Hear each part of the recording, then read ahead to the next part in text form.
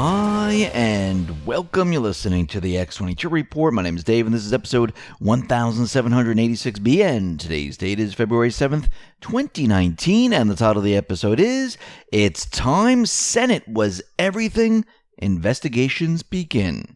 Now, before we get started, I want to talk about all the threats that we are seeing today in America, especially with the new caravan amassing in Central America, headed up to the border. Remember, your safety is the number one concern. One of the best things you can invest in for your home protection is a Patriot flashlight kit. The Patriot flashlight kit contains one of the most reliable, durable, and brightest flashlights available on the market. It's called the Night Protector. Now, the Night Protector lights up the darkest of nights with its powerful 1200 lumens that can be seen miles away. It has 5 brightness modes, include very, very soft and very, very blinding light. It's waterproof, so you don't worry about leaving it out in the rain. Say goodbye to all those batteries. This has a rechargeable lithium battery that comes with it. The Night Protector is made of durable aircraft-grade aluminum alloy. It comes with a protective case. It even has a belt holster, a wrist lanyard, all while remaining lightweight and durable. Users have reported this flashlight to be the most durable flashlight on the planet. I wouldn't go anywhere without it. It's lightweight but very durable, compact but great handling for all emergencies. To get the Night Protector, go to patriotkit.com. Use code X20 and get 20% off the Night Protector. Let's get into the economic collapse financial news.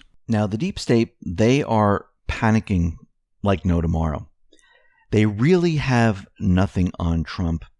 And we see Adam Schiff, we see the different investigative committees within the House. They are pushing as hard as they possibly can. But something very interesting happened today. And remember, Q has been telling us that the Senate meant everything. The Senate was the key. It was the target. We know the Senate was set up as a firewall. And we also know that the Senate was taking over many of the investigations. And the Senate would lead the hunt with new investigations. And we're starting to see this already. It looks like it's time. It looks like it is beginning. And everything that was set up in the past, where all these individuals were arrested for lying that had to do with Trump, where Mueller went ahead and arrested Roger Stone, George Papadopoulos, Michael Flynn. Remember Michael Flynn? He didn't even want to change his plea. Yes, I lied. There was a reason for all of this. And we're going to be talking about that in just a minute. But first, coming out of the Gateway Pundit, it looks like the DNC server, as we know, was not hacked by Russia in 2016. And there is now more proof that it was an inside job. And the deep state, they knew all about it. Of course they did. Now, in 2016, numerous private emails from the Democratic Party were released to the public by WikiLeaks. The emails unveiled activities of wrongdoing by the Democrat and the Hillary camp, and so the mainstream media mostly ignored them. Soon after, the Democrats claimed that they were hacked by Russians. New evidence shows that these emails most likely were never hacked at all, let alone by Russians. In their recent book suggesting that Russians are to blame for Hillary's 2016 election loss, far-left writers Michael Isikoff and David Korn, 2 individuals involved in promoting and releasing the fake Trump-Russia dossier, attempted to tie the release of DNC emails to Russia. In their book, Russian Roulette, Isikoff and Korn share the following about the firm CrowdStrike the Democrats used to look into their data breach. This is from page 74. One of the CrowdStrike's first moves was to advise the DNC officials to do nothing. Don't shut down the system. Don't stop using it. The reason? Any dramatic action or change in routine could alert the hackers they had been spotted, and then the intruders might take steps to make it impossible to ferret them out of the system. But this is nonsense on many counts. If the intruders could have made it impossible to ferret them out of the system, this is the first thing they would have done. Not even CrowdStrike would have given the DNC the advice to do nothing. The DNC and CrowdStrike coordinated and provided the false account in order to explain why the DNC did nothing when it discovered the breach. CrowdStrike and the lawyers warned the small circle of DNC officials in the know to keep their mouths shut, and this meant not telling anyone in the Clinton campaign. Instead of installing additional controls to prevent hacking, Adding additional malware protection or other related preventative action, the DNC decided to keep everything secret and the same. This makes no sense whatsoever. The DNC was never hacked by Russia. This was a lie developed by someone of the likes of Hillary's creepy campaign manager, John Podesta. If they were hacked, they would have implemented aggressive controls to prevent future hacks. They wouldn't have called a team meeting and asked the entire team to provide their laptops. Now, why did they want them to provide their laptops? Because they were looking into who actually took the information. They were trying to figure out who it was. So the DNC never let anyone but CrowdStrike look at the server. The FBI hasn't even reviewed their server. But the entire fairy tale led to the Mueller witch hunt, and it's all a lie. And many believe, which I do believe, that the insider who released the emails was Seth Rich. And you can see that they're still trying to figure out a way to explain why they did all the things that they have done. But it's all coming to an end. They're panicking. This is why you see all this information coming out there. Adam Schiff, who's the House Intel chairman, announced a sweeping investigation into Trump's finances and Russia. Well, isn't that what Mueller's for? That's right. Mueller found nothing, and Q told us they were going to move all the investigations from Mueller to the House to keep the insurance policy. Now, this is very interesting timing on Schiff's part. He decided to announce his massive investigation into Trump's finances the morning after the president's wildly successful State of the Union address. He said in a statement, "Consistent with its jurisdiction, investigative responsibilities, and building on substantial work undertaken during the last Congress, the House Permanent Select Committee on Intelligence will conduct a rigorous investigation into efforts by Russia and other foreign entities to influence the U.S. political process during and since the 2016 U.S. election. In addition, the committee will investigate the counterintelligence threat arising from any links or coordination between the U.S. persons and the Russian government and or other foreign entities, including any financial or other leverage such foreign actors may possess." Schiff also announced Wednesday that the House Intel Committee voted to release all witness transcripts from its Russia investigation to the Department of Justice and Robert Mueller. Now, this is kind of odd, because if you remember back in September 2018, those transcripts, they were already released by Devin Nunes. They were given to the intelligence community, the Department of Justice, FBI, and also to Robert Mueller. So he's making a big deal out of nothing. I guess it looks good in the fake mainstream media press, and people look at this and say, oh my God, he's going to release everything. It was already done. He's grandstanding. He has nothing. So here's what appears to be going on. Matt Whitaker is scheduled to testify before the House Judiciary Committee on Friday, and William Barr's confirmation vote from the Senate Judiciary is on hold. All of this stuff is connected. Mueller is a player in all of this because he too has material deep state risk. Remember, he's fighting for his life here. Speaker Pelosi, Schiff, Elijah Cummings, Jerry Nadler are working with Robert Mueller and Rosenstein, and they're working on a very strict timeline here. Pelosi, Schumer, and the Democrats do not want William Barr to be able to write a summary, a public statement based on the report delivered to him by Robert Mueller. Instead, they want the report themselves. This way, they can produce it and write the summary and put it out to the mainstream media. Why do they want to do this? They want to shape the narrative. So this is what they're trying to do right now, but I don't think it's going to work. Mueller, as we know, might be a gray hat. And we know that he's fighting to save himself because he was involved in the Uranium One. Now he's involved with the FISA courts with all the warrants because he was brought in back 2002 moving forward. He also has to do with something with 9/11. So he's trying to save himself right now. Trump actually tweeted out the following. So now Congressman Adam Schiff announces, after having found zero Russian collusion, that he's going to be looking at every aspect of my life, both financial and personal, even though there is no reason to be doing so. Never happened before. Unlimited presidential harassment. The Dems and their committees are going nuts. The Republicans never did this to President Obama. There'd be no time left to run government. I hear other committee heads will do the same thing, even stealing people who work at White House. A continuation of a witch hunt. Now, Acting Attorney General Whitaker, he is pushing back against the Dems, says he won't testify unless the Dems withdraw a subpoena threat.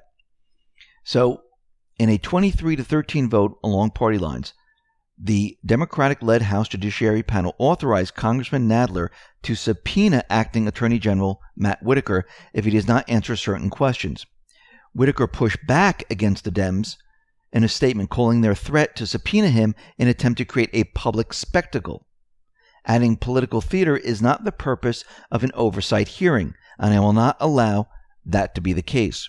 So we can see that he is pushing back, and he's saying this should not happen this way. So Assistant Attorney General Stephen Boyd backed up Whitaker in a separate letter demanding written assurance by a 6 p.m. deadline the Judiciary Committee would not issue a subpoena. Now, Matthew Whitaker, he volunteered to appear before the committee to testify.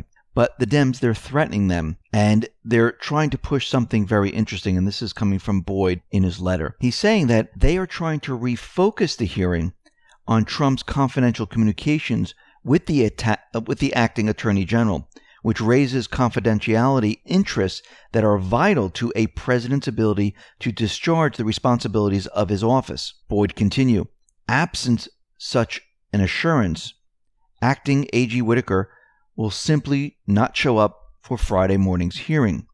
The preemptive move to authorize a subpoena shows just how aggressive the Dems are pushing Trump officials. It should be used as a last resort to compel testimony. And why are they doing all of this? Because they are desperate. Remember, they don't have their leaks anymore.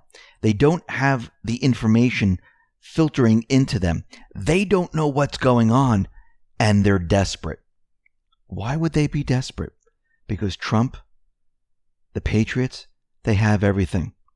Now remember everything that has been happening in the past here, where Mueller was out there and Mueller was arresting Trump associates and some that he hasn't seen in a very long time. Most of the arrests had to do with lying.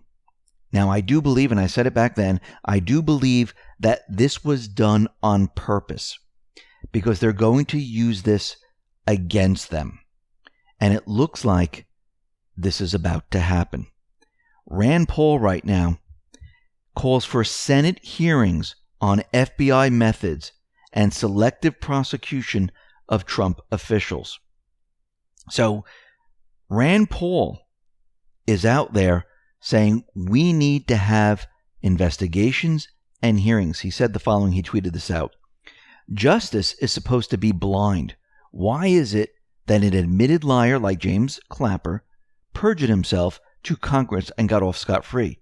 But if you're somehow associated with @real Donald Trump, then they will pursue you relentlessly. This shouldn't be a one-way street. Senator Paul added that the Senate should investigate FBI methods, and it is time for hearings. They are going to use everything that they were using against Trump. It's all going to come back around to bite them. The other thing that's very interesting is that Q has always been telling us that the Senate was the target. The Senate meant everything. The Senate was the key. First, it was a firewall, but we knew that all the investigations were going to move to the Senate from the House, and new investigations and hearings were going to come out of the Senate. And this was being done on purpose. This was part of the strategy. Think about this now. Jeffrey Epstein, Epstein Island, Lolita Express, Remember, he's the disgraced New York financier who served 13 months in prison for soliciting an underage girl for prostitution. Now, right now, the Senate is opening up this case once again. The Department of Justice has reportedly opened an investigation into the conduct of the Department of Justice attorneys in this case and whether they committed professional misconduct in their work relationship with Epstein's attorneys. The probe was opened in response to a request lodged by Senator Ben Sasse, a Nebraska Republican and a member of the Senate Judiciary Committee, who raised questions about the case after reading the Herald story, the Miami Herald story, about how Acosta and other Department of Justice attorneys work with defense attorneys to cut a lenient plea deal for Epstein back in 2008. And what's come out of all of this is that within the FBI documents, it shows that Jeffrey Epstein had a professional relationship with FBI Director Mueller. So when you look at the documents, and of course they're very, very redacted, it looks like Epstein clearly cut a deal with Mueller's FBI to avoid prosecution. But again, it's heavily redacted, very hard to make heads or tails, but you can see something is going on here. And the Senate, well, they're opening it up again to probe into what happened. Remember, the Senate was the key. The Senate meant everything, returning the power to the people. Now, out in Venezuela, we can see there's a lot going on, and I do believe there's two operations happening in Venezuela. One, you have the Neocons on one side, and this includes the mainstream media and many others. And then on the other side, you have the patriots. Now remember, Trump uses certain people for certain tasks. He's using Bolton right now. I even believe he's using Pompeo. He's using these individuals to get to the end goal, and that is to get the deep state out of all these countries, to stop all these endless wars, and to reset everything. I believe that's his main goal here. Now, you might see a lot of other things happen, just like we saw with North Korea, just like we saw him push a button and fire missiles. He didn't actually push the button, but fire missiles into Syria.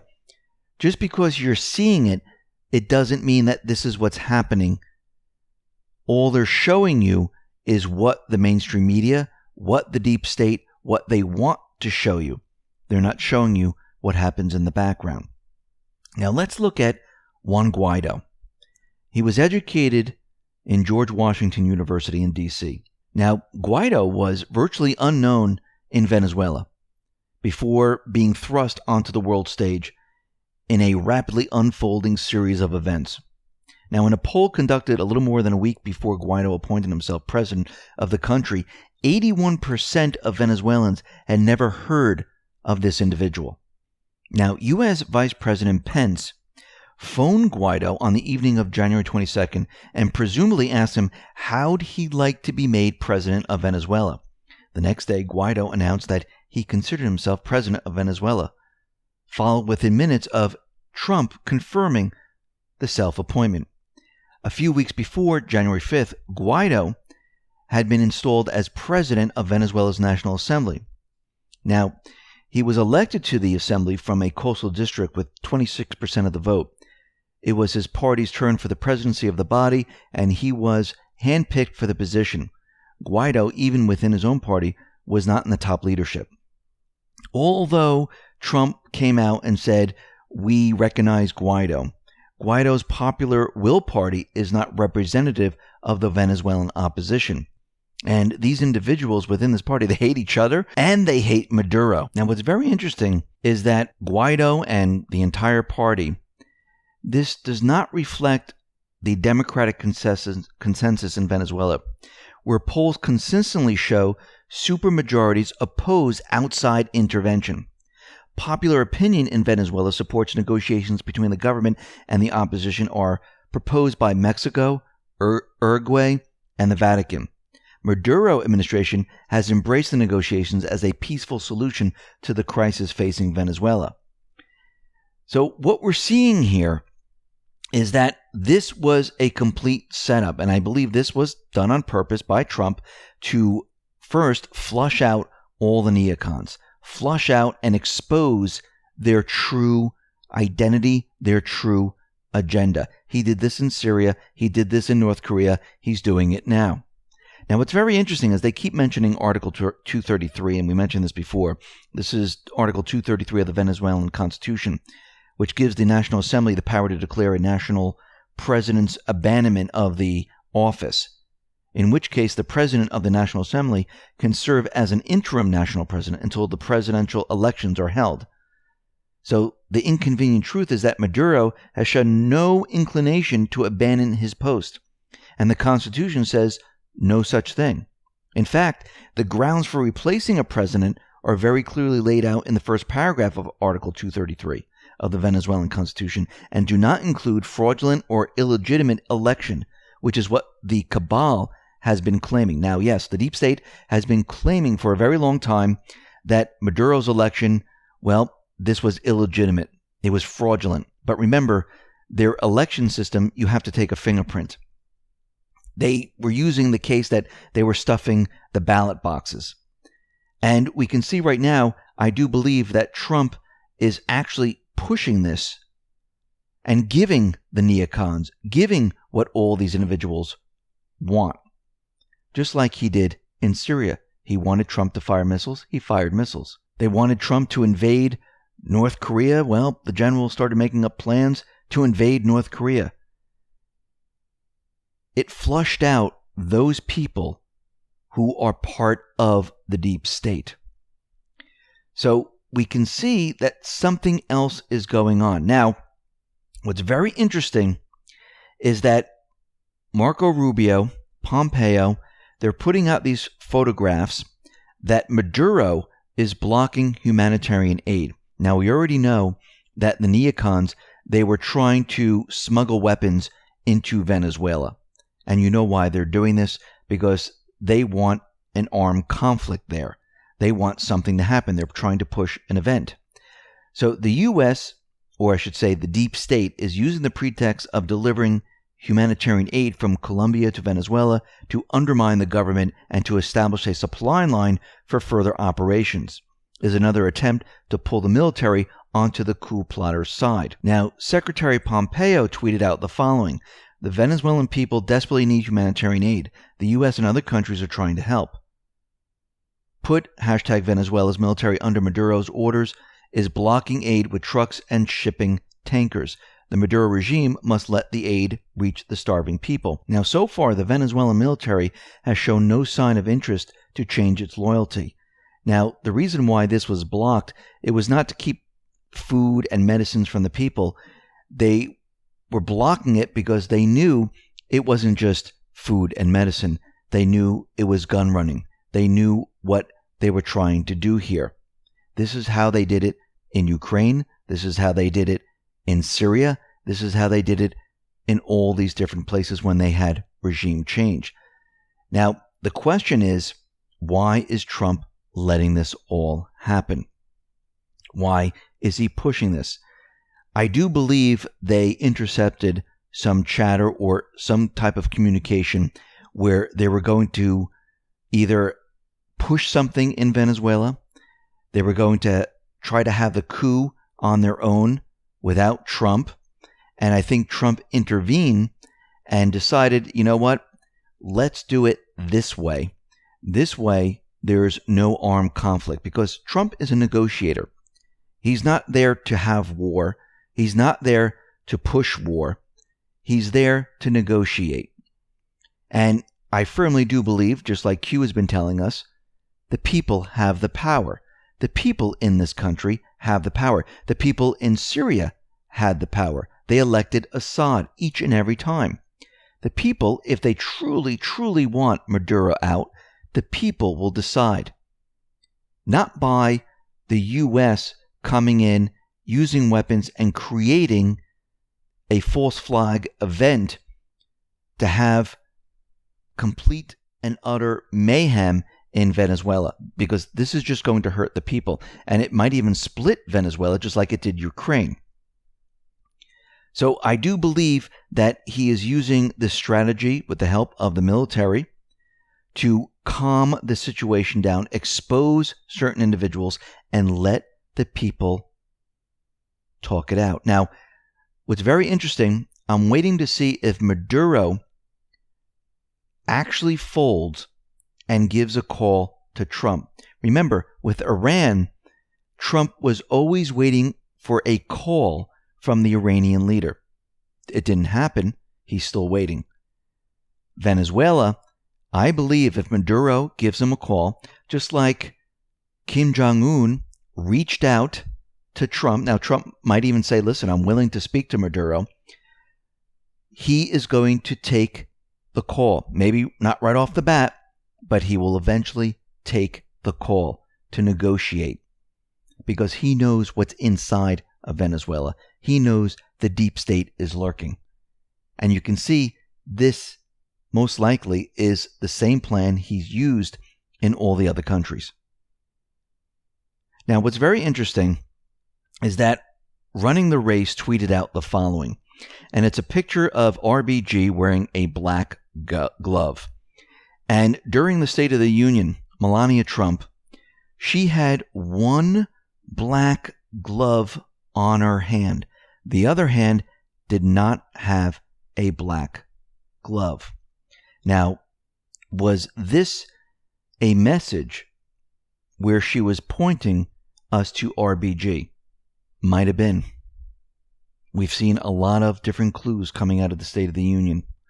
And this might have been a message to let us know that something is about to happen. Listen, everyone, thanks a lot for listening. Be well, be safe, and especially be prepared. Thanks a lot.